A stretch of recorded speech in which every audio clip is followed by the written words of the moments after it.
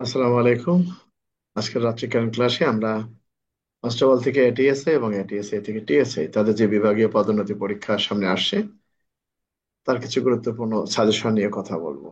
যাই হোক, আমরা প্রথমে যে বিষয়টি আলোচনা করব যে কখন কি কারণে একজন বেসরকারি ব্যক্তি অপর একজন ব্যক্তিকে বিনা পরোয়ানায় গ্রেপ্তার করতে পারেন। আসলে প্রশ্ন হলো, জনসাধারণ কি কাউকে বিনা পরোয়ানায় গ্রেপ্তার করতে পারেন? যদি পারেন তাহলে কখন প্রশ্ন আসে, বা সাধারণ নাগরিক বা একজন পথচারী কখন একজন ব্যক্তিকে বিনা পরোয়ানায় গ্রেপ্তার করতে পারেন? সেলিম মিয়া, একজন জনসাধারণ কখন অপর জনসাধারণকে বিনা পরোয়ানায় গ্রেপ্তার করতে পারেন, এর ধারাগত? সেলিম মিয়া, সেলিম, ধারাগত? Sir 42 sir. 42। গুড। সাজ্জাদ, কত ধারা? তার 59। উনি 42 বললেন যে, তার মানে ওই মাথাটা নষ্ট হয়েছে পড়তে পড়তেই। মামুন, জনসাধারণ 59 স্যার। 59। জনসাধারণ কি কারণে একজন ব্যক্তিকে বিনা পরোয়ানায় গ্রেপ্তার করতে পারেন? সিআরপিসির আলোকে আলোচনা করুন, কারণটা কি? কোন জনসাধারণের সামনে কোনো আমলযোগ্য অপরাধ করলে জনসাধারণ তাকে বিনা পরোয়ানায় গ্রেপ্তার করতে অপরাধটা পারে। আমলযোগ্য শুধু না, বলতে হবে আমলযোগ্য এবং জামিনের অযোগ্য, অর্থাৎ জনসাধারণের সম্মুখে অপর জনসাধারণকে অপরাধটা করতে হবে আমলযোগ্য এবং জামিনের অযোগ্য, এই তো নাকি? জি স্যার। জি স্যার। আচ্ছা, ভালো কথা। নাজমুল, একজন জনসাধারণ অপর আর একজন জনসাধারণকে গ্রেপ্তার করলে গ্রেপ্তারকারী জনসাধারণের করণীয় কি? স্যার সিআরপিসি 59 এক ধারা উল্লেখ করা আছে, একজন জনসাধারণ অপর জনসাধারণ গ্রেপ্তার করলে সংশ্লিষ্ট জনসাধারণ কর্তব্য হবে এই গ্রেপ্তারকৃত ব্যক্তিকে নিয়ে বিলম্ব ছাড়াই সংশ্লিষ্ট থানায় জমা দান করা। আচ্ছা সাজ্জাদ, স্যার, জনসাধারণ যে ব্যক্তিকে গ্রেপ্তার করেছে সেই ব্যক্তিটাকে যদি থানায় নিয়ে আসে তাহলে থানা পুলিশের করণীয় কি? স্যার এটা সিআরপিসি 54 ধারায় পুনরায় গ্রেপ্তার করবেন। এটা কি 54 ধারায় গ্রেপ্তার করবে? কোথায় বলা আছে সেটা? এটা 59-এর 2-এ বলা আছে স্যার। আচ্ছা, তবে থানায় নিয়ে গেলে তিনি দেখবেন এই ব্যক্তিটার অপরাধ যদি 54 ধারার আওতায় পড়ে তাহলে তাকে বিনা পরোয়ানায় গ্রেপ্তার করবেন, আর যদি না হয় তাহলে 57 ধারা অনুযায়ী ব্যবস্থা নেবেন, এই তো নাকি? জি স্যার। স্যার। আচ্ছা। জি স্যার। আচ্ছা, ভালো কথা। সেলিম, সেলিম কি আমাকে শুনতে পাচ্ছ? সেলিম, স্যার যে সকল ব্যক্তির কাজ আইনে অপরাধ নয় তাদের প্রতি দেহরক্ষার অধিকার প্রয়োগ করা যায় কি, ধারাগত?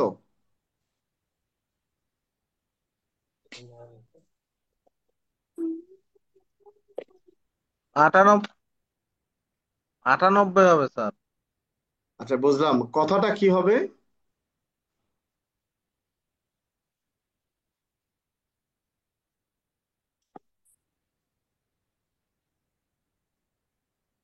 ও কথাটা কি হবে? স্যার, গোসায় এভাবে স্যার বলতে পারতেছি না স্যার। না বললে তো তোমার ওই বই দেখে পরীক্ষা এই ভেবে না পড়লে এরকম লোকের তো পদোন্নতি নিয়ে বা কি হবে? সে লোক যদি বলতে না পারে, এখন পাবলিক যখন জিজ্ঞাসা করবে তখন কি যে ভাই দাঁড়াও আমি বইটা নিয়ে আসি হবে? কোনো কারণে হলে ঢোকার সময় বইটা রেখে দিল, তখন কি হবে? কে, নাজমুল, কি হবে উত্তর?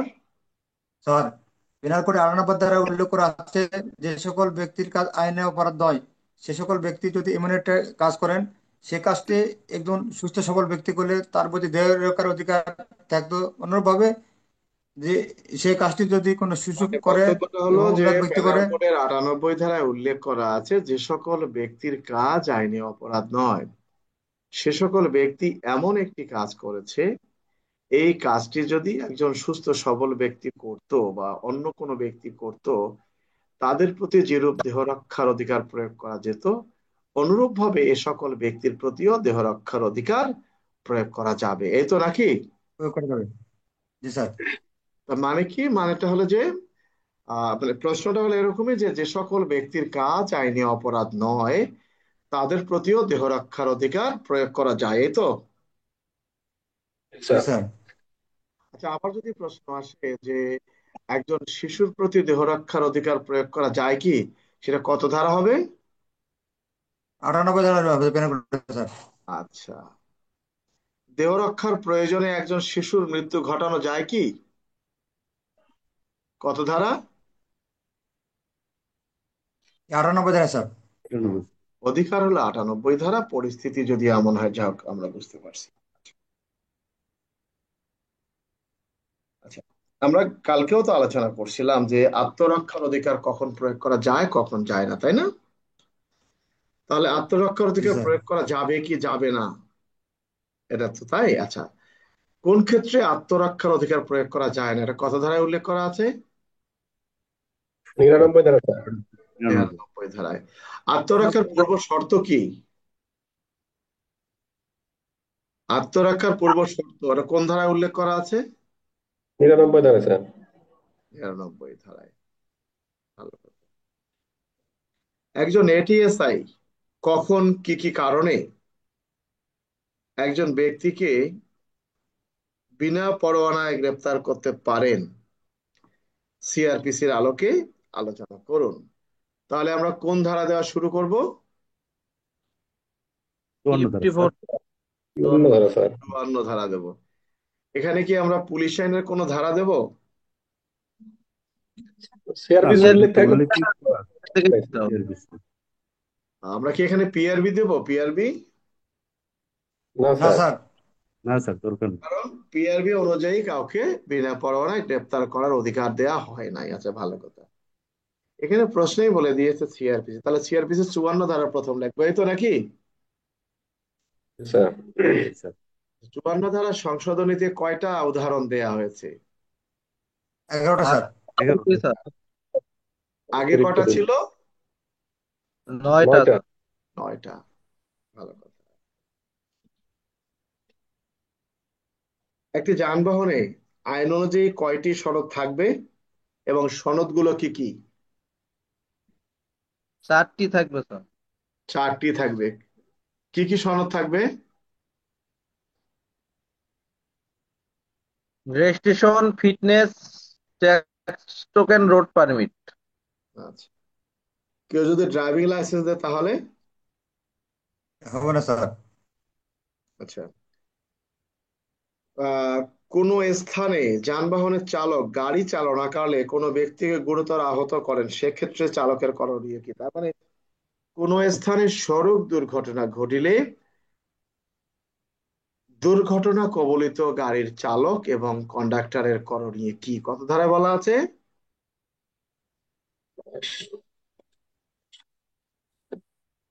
কত ধারায়?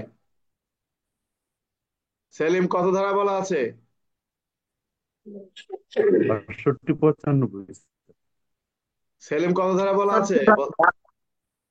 হ্যাঁ, 62 ধারায় স্যার। 62 ধারা স্যার। 62 ধারা। আচ্ছা, কি বলা আছে 62 ধারায়? কি বলা আছে? আর এখানে কোনো দুর্ঘটনা ঘটলে বলা আছে এরকমই, ফায়ার সার্ভিসকে খবর দিবে, থানাকে খবর দিবে, আহতদের চিকিৎসার ব্যবস্থা করবে, আহত হাসপাতালে ব্যক্তির নিয়ে যাবে। চিকিৎসার ব্যবস্থা করবেন, তার পরিবার পরিজনকে জানাবেন, এই তো নাকি? সংশ্লিষ্ট থানাকে স্যার, অবগত করবেন, এই তো নাকি?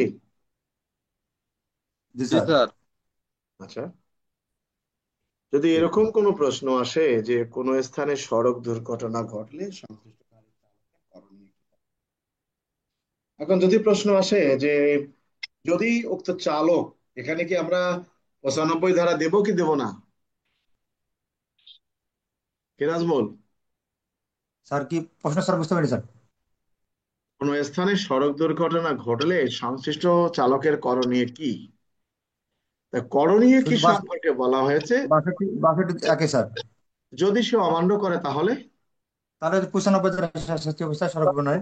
তাহলে আমরা কি এই প্রশ্নের সাথে 95 ধারা দেবো, যে উক্ত চালক যদি কথা না শুনে, থানায় না জানায়, ফায়ার সার্ভিস কে, না স্যার, না, অপরাধের কথা তো বলেনি স্যার, করণীয় কি তাই? অর্থাৎ তার করণীয় কি, তার শাস্তি কি, তা কিন্তু বলা হয় নাই। কথাটা জি ক্লিয়ার? স্যার, ক্লিয়ার জি স্যার। স্যার। আচ্ছা, সাজ্জাদ, ডাম্পিং ইয়ার্ড কাকে বলে? Dumping yard. আর সড়ক পরিবহন আইনের 65 ধারায় বর্ণিত আছে, আচ্ছা। পুলিশ বাহিনী কর্তৃক আটককৃত মোটরযান হুম। রাখিবার নির্ধারিত স্থানকেই ডাম্পিং ইয়ার্ড বলা হয়। আচ্ছা, গুড। ডাম্পিং ইয়ার্ডের দায়িত্বে কে থাকেন? ডাম্পিং ইয়ার্ডের দায়িত্বে স্যার সাব ইন্সপেক্টর বা সার্জেন্ট পদমর্যাদার পুলিশ অফিসার ডাম্পিং ইয়ার্ডের দায়িত্বে থাকেন। ডাম্পিং ইয়ার্ডের দায়িত্বে থাকেন, ভালো কথা। স্যার এরা এরা স্যার, এরা শুধু পারে থানা কিংবা ফাঁড়ির যিনি ইনচার্জ থাকবে তিনি তো দায়িত্ব থাকবে স্যার, আচ্ছা, ভালো ইন্সপেক্টর বোঝাচ্ছে স্যার। থাকলো। ডাম্পিং ইয়ার্ডের জন্য গাড়ি ফেরত নিতে গেলে গাড়ির মালিক কতদিনের মধ্যে আবেদন করবেন, কোথায় উল্লেখ করা আছে? সড়ক আইন 115 ধারা স্যার, বলেছেন 2 মাসের মধ্যে স্যার। তুমি থাকো। কি মামুন, কোথায় বলা আছে? 115 ধারায় স্যার কি বলছে? কতদিনের মধ্যে আবেদন করবেন? 2 মাসের মধ্যে স্যার। 2 মাসের মধ্যে। আচ্ছা, যদি যথাসময়ে আবেদন না করেন সেক্ষেত্রে আদালত কি ব্যবস্থা নিতে পারেন সেলিম মিয়া? নিলামে বিক্রয় করতে পারে স্যার, বা কোনো প্রতিষ্ঠানকে কত দিয়ে ধারায় দিতে বলা পারে। আছে? 115-4। আচ্ছা, good. সড়ক পরিবহন আইনে একজন এটিএসআই কি একজন ব্যক্তিকে বিনা পরোয়ানায় গ্রেপ্তার করতে পারেন মামুন? আরে স্যার 110 ধারায় স্যার, কি কি এটা সবাই অপরাধে? পারে স্যার। স্যার এই যে 72, 72, 73, 75, 77। আচ্ছা, বুঝলাম। এখন প্রশ্ন হলো, সড়ক পরিবহন আইনের অপরাধে বিনা পরোয়ানায় কোনো এটিএসআই কাউকে গ্রেপ্তার করলে সংশ্লিষ্ট এটিএসআই এর করণীয় কি, কি করবেন উনি? বিনা স্যার পরোয়ানায় গ্রেপ্তারকৃত ব্যক্তির প্রতি একজন এটিএসআই এর করণীয় কি? গ্রেপ্তারকৃত ব্যক্তি এবং গাড়িটিকে থানা হেফাজতে নিতে হবে এবং 24 ঘন্টার মধ্যে স্যার ওই মোটরযান মালিককে জানাতে হবে যে ড্রাইভারকে কোথায় নেওয়া হয়েছে এবং গাড়িটিকে কোথায় রাখা হয়েছে। আচ্ছা, তার মানে কথাটা হলো যে গ্রেপ্তারকারী অফিসার তিনি যে দায়িত্বটা পালন করবেন, এই গ্রেপ্তারকৃত ব্যক্তিটাকে কোথায় নিয়ে যাওয়া হয়েছে, গাড়িটা কোথায় রাখা হয়েছে, এই তো নাকি? জি স্যার, এটা আচ্ছা, মালিককে জানাতে হবে স্যার, গাড়ি মালিক। আচ্ছা, ভালো কথা। আচ্ছা, চলে আসি। চুরি, সংজ্ঞা লেখন চুরি। সেলিম মিয়া, সেলিম, চুরির সংজ্ঞাটা কি বলতে পারবা মুখস্থ?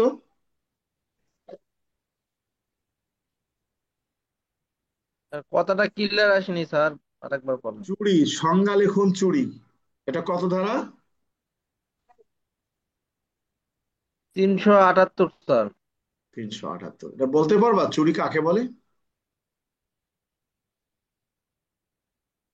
কোনো ব্যক্তির দখল কোনো মালিকের দখল হতে অগোচরে কোনো বাদ অস্থাবর দাও, শেষ। সম্পত্তি। এগুলো পড়ো না, শেষ বয়সে এগুলো পড়ো না অযথা। তোমার এই ক্লাস করাটাই একটা কষ্ট। হ্যাঁ, কাজে কাজেই চুরির সংজ্ঞা যদি বলতে না পারো, অযথা ক্লাস করে কি হবে? বই কোনো কারণে সরায় রাখলো, বসে থাকবা, ঠাকুর বা বাবা বই দেন। নাজমল, চুরি কাকে বলে? স্যার বিনা করে 378 দ্বারা উল্লেখ করা আছে, চুরি বলতে বোঝায় যদি কোনো ব্যক্তি অপর কোনো ব্যক্তির অস্থাবর সম্পত্তি তার সম্মতি ব্যতীত অসৎ উদ্দেশ্য এক স্থান থেকে অন্য স্থানে স্থানান্তর করে বা নিয়ে যায় তাকে চুরি বলা হয়। অর্থাৎ পেনাল কোডের 378। চুরির শর্ত কয়টা? 5টি স্যার। 5টি, ভালো কথা। চুরির শর্ত 5টি। গ্রেপ্তার কাকে বলে? সাজ্জাদ, সংজ্ঞা লিখুন গ্রেপ্তার। স্যার, সিআরপিসির 43 ধারায় উল্লেখ আছে, কোন ব্যক্তির ব্যক্তি স্বাধীনতা খর্ব করে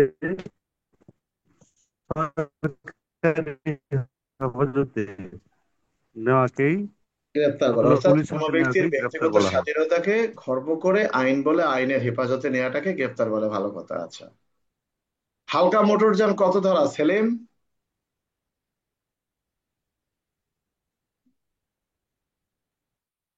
হালকা স্যার ওটা এই সড়ক পরিবহন 2018 2 এর আহ, হালকা মোটরযান কাকে বলে?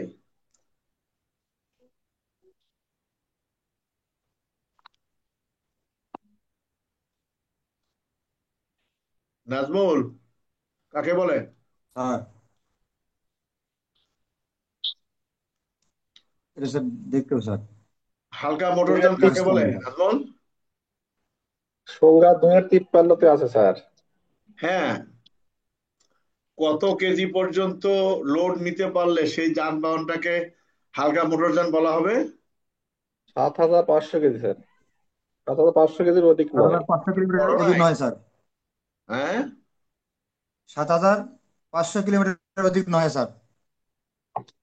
তারপরে সাত হাজার ওই পাঁচশো পর্যন্ত, মোটরযানকে, তাই তো? জি জি স্যার। স্যার। 5,500 বেআইনি কিলোগ্রাম সমাবেশ, সংজ্ঞা লিখুন বেআইনি সমাবেশ। ধারা কত সেলিম?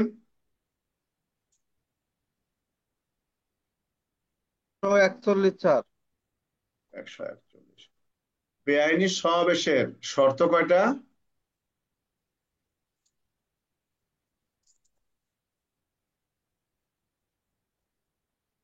বেআইনি সমাবেশ হতে গেলে কয়টি শর্তের কথা উল্লেখ করা আছে নাজমুল? 5টি স্যার। পাঁচ। সাজাদ, স্যার, অতিরিক্ত পুলিশ কত ধারা? পুলিশ আইনের 13 ধারা স্যার, 13 অতিরিক্ত ধারা। পুলিশ। অতিরিক্ত পুলিশ বলতে কি বোঝায়?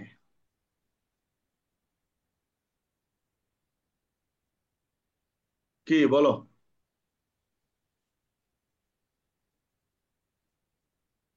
পুলিশ আইনের 13 ধারায় উল্লেখ আছে স্যার, হুম। অতিরিক্ত পুলিশ বলতে বোঝায় হুম।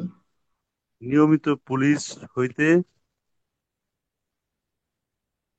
কেমনে হলো? কোন স্থানে শান্তি শৃঙ্খলা রক্ষা করা যদি সাধারণ পুলিশ সদস্যের দ্বারা সম্ভব না হয়, সম্ভব এই তো না হয়। নাকি? কি স্যার, জি স্যার। নাজমুল? জি স্যার।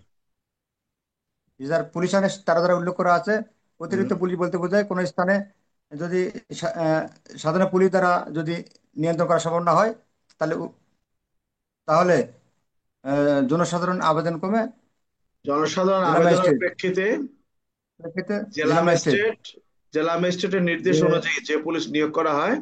করা হবে তাকে এতে দিবে। আচ্ছা, এটাও তোমাদের মুখস্থ নাই? এত সহজ? আচ্ছা, 3 BCL, BCL 3 অনুযায়ী কোন পদের ব্যক্তিকে বিনা পরোয়ানায় গ্রেপ্তার করা যায়? কোন পদ না, মানে কোন কোন কোন কারণে একজন ব্যক্তিকে বিনা পরোয়ানায় গ্রেপ্তার করা যায় 3 BCL এ? কে? শিল্প এলাকায় যদি স্যার কোনো ঘর ভাঙা সরঞ্জাম নিয়ে ঘোরে, হ্যাঁ, সেক্ষেত্রে তাকে 3 BCL অ্যাক্টে গ্রেপ্তার করা যাবে স্যার। বিসিএল এক এটা 3 ধারা তো- উল্লেখ করা আছে স্যার। বিসিএল এক 3 ধারা উল্লেখ করা আছে। আহ, চুরি অপরাধে দণ্ডিত পূর্বে যদি কোনো ব্যক্তি সূর্য অস্ত হতে সূর্যোদয়ের মধ্যে তো নির্মূল অবস্থা পাওয়া যায়, তার সেই ব্যক্তি 3 বিসিএল আওতায় গণ্য হবে। সূর্য অপরাধ অস্ত থেকে সূর্য উদয়, তার মানে রাত্রিকালে, এই তো নাকি? বেলা ডুবার পরে বেলা ওঠা পর্যন্ত, এই তো? জি স্যার। আচ্ছা। আচ্ছা। আপনি ফাঁড়ির ইনচার্জ হিসেবে জমি জমা সংক্রান্ত বিরোধের দমন কল্পে কি ব্যবস্থা গ্রহণ করতে পারবেন সিআরপিসি অনুযায়ী? 151 ধারা স্যার তাদের বিনামূল্যে গ্রেপ্তার করবে স্যার। সেলিম, কি করা যাবে? 151 দ্বারা বিনা পরোয়ানায় গ্রেপ্তার করা যাবে স্যার। ভালো কথা, বিনা বাধায় গ্রেপ্তার করতে পারেনি তো। আচ্ছা, পুলিশ আইন অনুযায়ী একজন এটিএস এর দায়িত্ব এবং কর্তব্য আলোচনা করুন। এটা কত ধারার প্রশ্ন?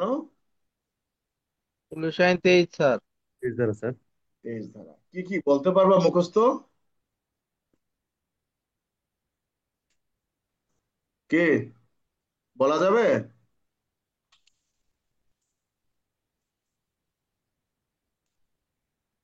মনে নাই? আরে প্রথমেই তো বলা আছে ঊর্ধ্বতন কর্তৃপক্ষের বৈধ আদেশ পালন করা, এটা নাকি? জি স্যার। জি স্যার। এটাও তো পারো না, তা তোমরা কি মুখস্থ করবা পরীক্ষার হলে? যারা এটিএসআই টিএসআই পরীক্ষা দিবে, তো তোমরা তো আল্লাহ দিলে গাইড কিনে নিয়ে গিয়ে বইয়ের মধ্যে পেস্ট করে রাখছো, ধরবে, ধরে যখন বইটা রেখে দিবে কি পাস করবা? হ্যাঁ সাজ্জাদ, স্যার একজন কনস্টেবল কখন বিনা পরোয়ানায় তল্লাশি করতে পারেন? কি বলতে পারবা? স্যার সিআরপিসির স্যার সিআরপিসির 47 ধারায়, স্যার আর সিআরপিসির 47 ধারায় এবং পুলিশ আইনের 23 ধারায় বিনা পরোয়ানায় ঠিক আছে। তল্লাশি করতে পারেন।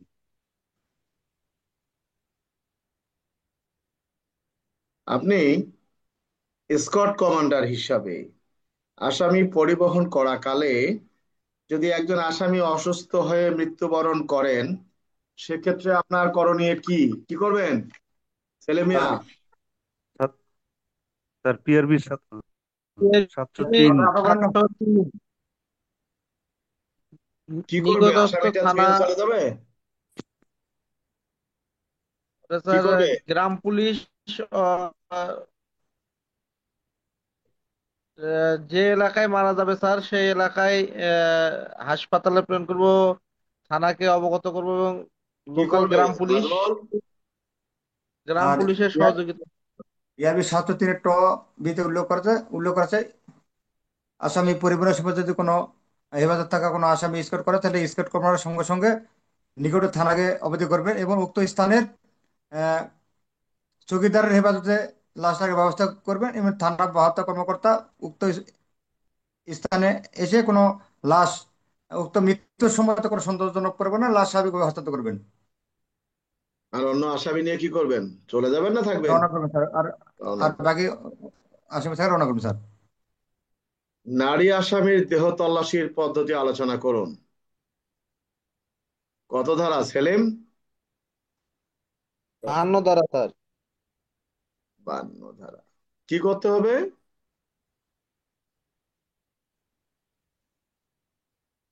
কোন কিন্তু না নারীকে মুখ দেখা যায় না কেন? তুমি ক্যামেরা ঠিক করো। আউল লোক ক্লাসে আসে, ক্লাসে আসলে অন্তত বুঝো যে ভিডিওটা থেকে যায় এতদিন।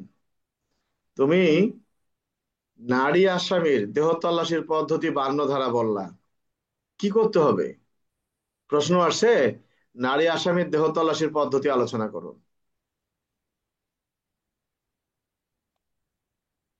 হ্যাঁ, কিভাবে লিখবে বলো? 52 দ্বারায় উল্লেখ আছে স্যার, আহ, কোন নারীর দেহ তল্লাশি করতে হলে হ্যাঁ, আহ, মহিলা মহিলা পুলিশের সহযোগিতায় অথবা যদি মহিলা পুলিশ না থাকে তাহলে অপর কোনো মহিলার দ্বারাই তার দেহ তল্লাশি করতে হবে এবং ছেলে এটা কি ছেলে সিআরপিসি হোক তে বা উল্লেখ মেয়ে করা আছে? হোক, 52 ধারায় মহিলা পুলিশের কথা বলা আছে? অপর কোনো মহিলা আছে স্যার। তারপর মহিলা পুলিশ পাইলা কোথায়? তোমাকে বলতে হবে যে সিআরপিসির 52 ধারায় উল্লেখ করা আছে কোন নারীর দেহ তল্লাশি করার প্রয়োজন দেখা দিলে অপর একজন নারী দ্বারা শালীনতা বজায় রেখে তার দেহ তল্লাশি করতে হবে, এই তো নাকি? কি নাজমুল? জি স্যার। তবে শর্ত থাকে যে নারীর তল্লাশের ক্ষেত্রে পুরুষ ব্যক্তির সময় তল্লাশি করা যাবে না। তো বললাম সে কথাটি। আচ্ছা, প্রশ্ন হলো কোন যানবাহনের শব্দমাত্রা নিয়ন্ত্রণের সরকারি বিধিবিধানগুলো কি কি? এটা কত ধারা?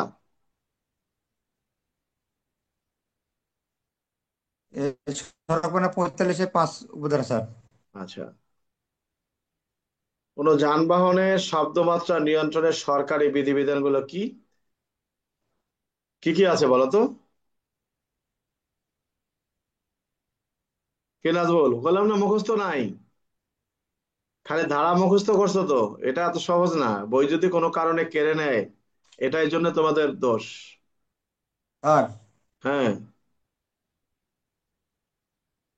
স্যার বলো। সড়ক পরিবহন আইনের 45(5) ধারা উল্লেখ করা আছে, হ্যাঁ। অ্যাম্বুলেন্স, অগ্নি নির্বাপক যান বা জরুরি উদ্ধার কাছে নিয়োজিত যান কিংবা জরুরি গুরুত্বপূর্ণ নিয়োজিত যানবাহনে কর্তৃপক্ষ কর্তৃক অনুমোদিত নির্ধারিত শব্দমাত্রা চেয়ে অতি শব্দমাত্রা হর্ন সংযোগ করা যাবে। তারপরে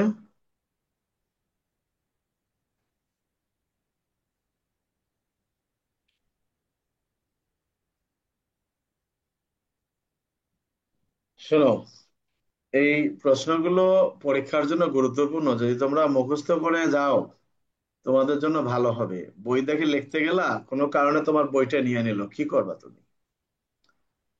আচ্ছা,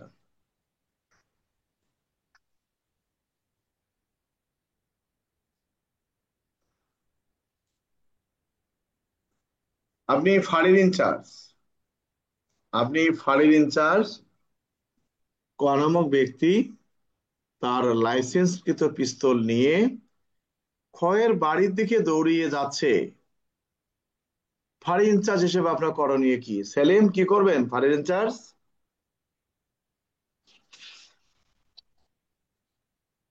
কি করবেন? অস্ত্র আইনে 12 12 ধারায় স্যার গ্রেপ্তার করবো স্যার। আচ্ছা, অস্ট্রেলিয়ার 12 ধারা গ্রেপ্তার করবেন, এইটুকু হবে? তাহলে বাকিটা মনে নাই, এই তো। কি নাজবুল? স্যার এই অবস্থানে 12 ধারার উল্লেখ করা আছে, কোনো ব্যক্তির লাইসেন্স থাকুক কিংবা না থাকুক, যদি কোনো ব্যক্তি লাইসেন্স নিয়ে সন্দেহজনক ঘোরাফেরা করে তাহলে সেই জন্য একজন জনসাধারণ অর্থাৎ কিংবা একজন অস্ট্রেলিয়ার 12 ধারায় পুলিশ বলা অফিসার আছে যে একজন তাকে ব্যক্তির বিনা লাইসেন্স বাণিজ্য করতে থাকার না পারবেন। থাকবে, কিন্তু যদি কোনো ব্যক্তি কোনো অস্ত্র শস্ত্র নিয়ে সন্দেহজনক ভাবে ঘোরাফেরা করেন তাহলে পুলিশ তাকে বিনা পরোয়ানায় গ্রেফতার করতে পারেন। আলোচ্য প্রশ্নে আমি ফাঁড়ির ডিউটি করাকালে যদি দেখি যে কোনো ব্যক্তি তার লাইসেন্সকৃত অস্ত্র নিয়ে একজনের বাড়ির দিকে দৌড়িয়ে যাচ্ছেন, তাহলে আমি তাকে অস্ত্র আইনের 12 ধারা অনুযায়ী বিনা পরোয়ানায় গ্রেফতার করব। এটা তো নাকি? জি কি স্যার। নাজবুল? আচ্ছা, জি স্যার। একজন পুলিশ সদস্য ব্যক্তিগত সমস্যার কারণে খনমক পুলিশ সদস্যের নিকট থেকে মাসিক 10 টাকা হারে সুদ প্রদানের লক্ষ্যে 5,000 টাকা ঋণ গ্রহণ করেন। ওয়াদা অনুযায়ী প্রতি মাসে সুদের টাকা প্রদানের কথা থাকলেও সুদের অংশ পরিশোধ করেন নাই, যার ফলে কয়ের নামে খ কর্তৃপক্ষ বরাবর আবেদন করেছেন। এক্ষেত্রে উভয়ের অপরাধ আলোচনা করুন। কত ধারা? বিএনপি এটা 109 পিআরবি স্যার। 109 বিধি স্যার। পিআরবি কত? 109 বিধি স্যার। PRB 109 sir. তার মানে ধার নিতেও পারবা না, ধার দিতেও পারবা না, এই তো। তার মানে এটি হলো পিআরবি 109 এর প্রশ্ন, তাই না? টাকাও স্যার ধারও নিতে পারবে না, ধারও দিতে পারবে না, তাই না? জি স্যার। আচ্ছা, যদি কোনো পুলিশ সদস্য টাকা ধার নাই, দায় বইস 109 বিধি লঙ্ঘন করবে স্যার। আচ্ছা, ডোপ টেস্ট কাকে বলে? সেলিম, বলতে পারবা?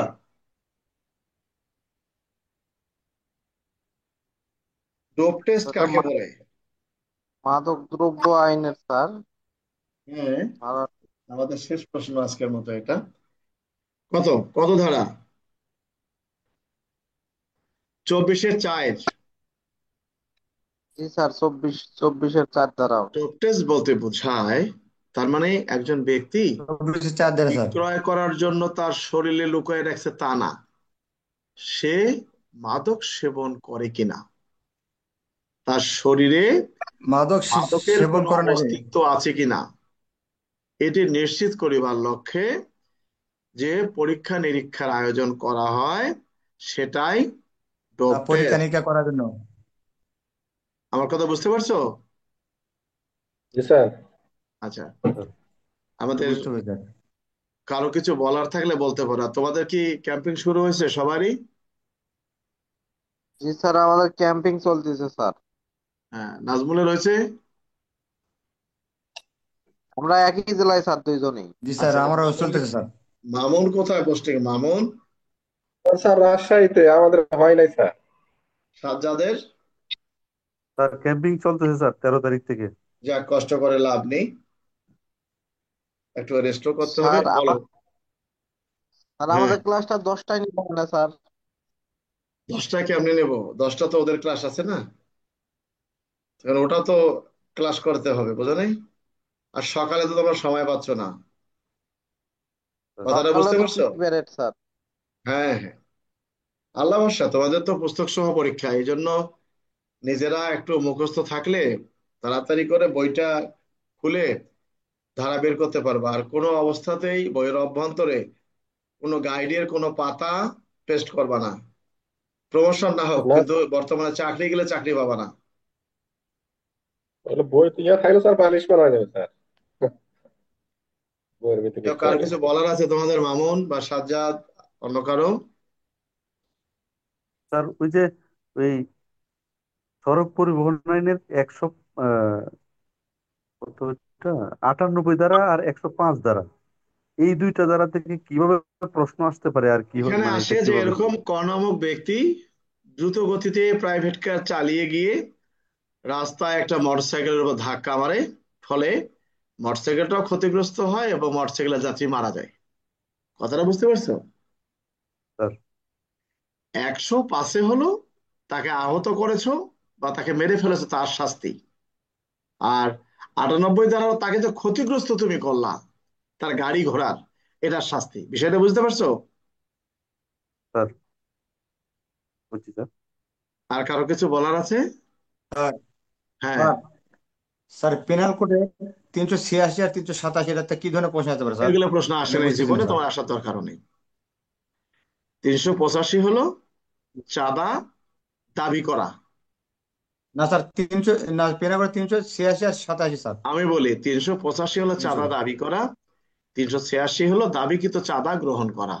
কাজে কাজে এটা তোমার দরকার নেই, এটা এগুলো বাদ দাও। আসলটাই না পড়ে তুমি হুদয় একটা পড়তে গেছো, দরকার নেই। যেটা দরকার নেই ওটা পড়ার কিছু নেই। অন্য কিছু থাকলে বলো, যেটা তোমাদের প্রয়োজন।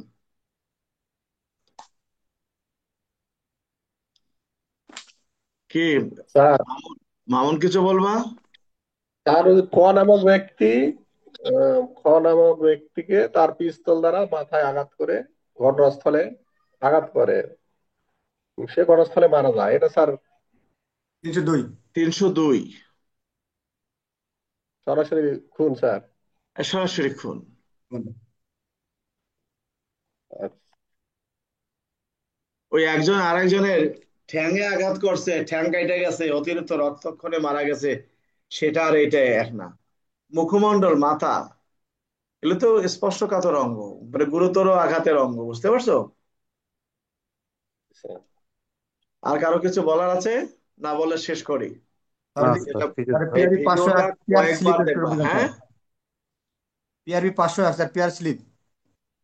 ওটা আমরা পড়াবো, আছে আমাদের প্রশ্নের মধ্যে আছে, এটা পরে পড়াবো আমরা।